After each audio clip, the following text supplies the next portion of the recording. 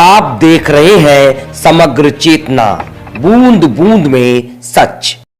मैं एक आवाज़ लखीमपुर खीरी की उठाने जा रहा हूँ। एक ऐसी आवाज़ है जो कि लखीमपुर खीरी की ही नहीं बल्कि पूरे समस्त भारत देश की है, नौजवानों की है, युवाओं की है और एक सैनिक की आवाज़ है, एक राष्ट्र की आवाज़ है। इस आवाज़ को आप लोग ज़्यादा से ज़्यादा देखें और इस आवाज़ को हमारी ज़्यादा से ज़्यादा तक शेयर करें, जिससे कि भारत सरकार और उत्तर प्रदेश सरकार जल्द ही जांच के आदेश दे सके। जैसा कि लखीमपुर खीरी के निवासी हमारे स्वर्गीय सैनिक श्री दीपेंद्र अवस्थी जी, वरिष्ठ अधिवक्ता श्री राजकिशोर अवस्थी जी के पुत्र थे। अवस्थी जी ने माननीय न्यायालय से मुकदमा दर्ज कराया, जिसका मुकदमा लखीमपुर सदर थाने में दर्ज है।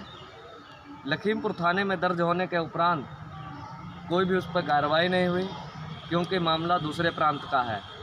अब बात यहाँ पर आ रही है कि दूसरे प्रांत का मामले को कैसे क्या जांच होगी, कैसे क्या नहीं। उत्तर प्रदेश पुलिस ने लिख के दे दिया है कि इसकी उच्च स्तरीय जांच होनी चाहिए। वहीं कई नेता और मंत्री भी इसका प्रयास कर चुके हैं, लेकिन अभी तक कोई भी जांच नहीं हो पाई है। अवस्थी जी, आपका बहुत बहुत स्वागत है।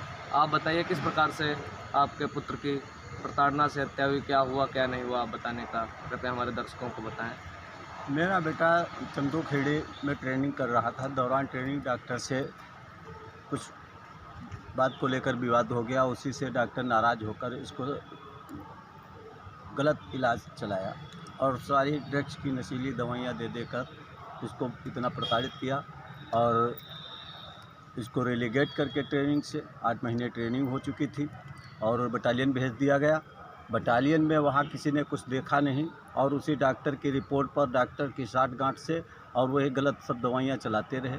चला कर दवाइयाँ उसकी हालत ख़राब कर दी। जब मुझे जानकारी हुई बटालियन से, जब मैं बटालियन गया तब मुझे जानकारी हुई कि मेरे बेटे को जो है गलत दवाइयाँ दे देकर इनके द्वारा बिना बीमारी के रंजसन जीवन बर्बाद किया जा रहा है, जिसकी शिकायत भी मैंने की। लेकिन वहाँ जो डीआईजी थे, आईजी से मिला, डीआईजी के पास भेज दिया, डीआईजी से मिला और कोई कार्रवाई नहीं हुई, बल्कि उसको और अधिक प्रताड़ित किया जाता रहा और ऐसे वजन उसे काम दिए जाते थे और जिसे वो लोग कहते थे कि ये बहुत साधारण काम है, हल्का काम दिया जा रहा है।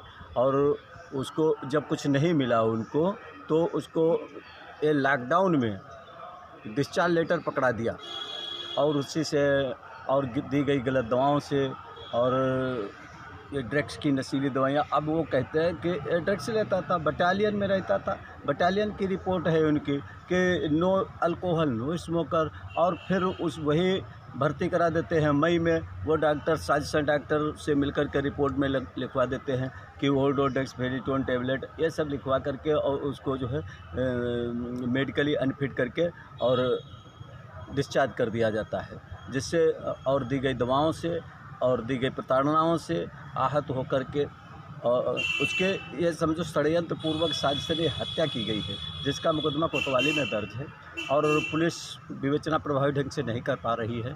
मुलजिमान गैर प्रांत से संबंधित हैं और उच्च अधिकारी हैं एसएसबी में और जिनके प्रभाव में है, इस कारण से विवेचना सही ढंग से पुलिस नहीं कर पा रही है, न्याय नहीं मिल पा रहा है। और पुलिस जिला जनपद स्तर पर जिला अधिकारी और पुलिस अधीक्षक की संयुक्त आख्या जो शासन को भेजी गई है, उसमें सीबीआई के लिए उन्होंने संतुष्ट भी की है और इसके संबंध में हमने काफ़ी प्रयास किया और काफ़ी हद तक प्रार्थनापत्र भी दिए और जाकर गृह मंत्रालय में भी मिला, लेकिन कोई अभी तक समुचित कार्रवाई इस पर नहीं की गई है और न्याय नहीं मिल पा रहा है।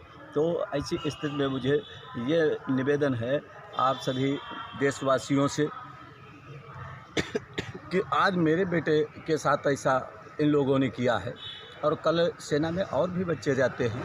जब इनकी आदतें ऐसी हैं तो ये दूसरे के भी साथ ऐसे बर्ताव कर सकते हैं, दूसरे के भी परिवार का जीवन नष्ट कर सकते हैं, दूसरे की भी इसी तरीके षड्यंत्र से हत्या कर सकते हैं। तो इसलिए मैं चाहता हूँ इसकी सीबीआई से जांच हो और जो दोषी हो उसे बख्शा ना जाए, निर्दोष को कोई सज़ा न मिले। मेरा सरकार से यही अपील है और आप सभी से मेरा निवेदन है कि न्याय दिलाने में मेरा सहयोग करें और मुझे न्याय दिलाएं।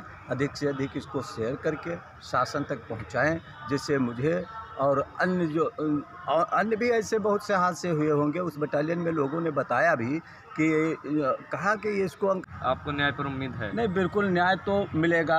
अब आंखों में धूल कितनी भी कोई झोंक ले किसी के, लेकिन सच्चाई सच्चाई होती है, तो न्याय तो एक दिन अवश्य मिलता है। धन्यवाद प्यारे भाइयों, इसको शेयर करिए। और फिर मेरे उत्तर प्रदेश में योगी महाराज की सरकार है, उसमें अगर किसी को न्याय नहीं मिला तो फिर न्याय किसी को नहीं मिलेगा। और केंद्र में माननीय प्रधानमंत्री जी हैं, जो भ्रष्टाचार विरोधी राष्ट्रवादी सरकार हमारी है, केंद्र से लेकर उत्तर प्रदेश तक अन्य के बहुत से राज्यों में है। तो मुझे तो पूर्ण विश्वास है कि एक न एक दिन मुझे न्याय अवश्य मिलेगा। आप लोगों का अगर यह इसी तरीके से सहयोग रहा, आप लोग सहयोग करते रहे, तो मुझे न्याय से कोई वंचित नहीं कर पाएगा। मुझे न्याय अवश्य मिलेगा और यही सरकार मुझे न्याय देगी। धन्यवाद।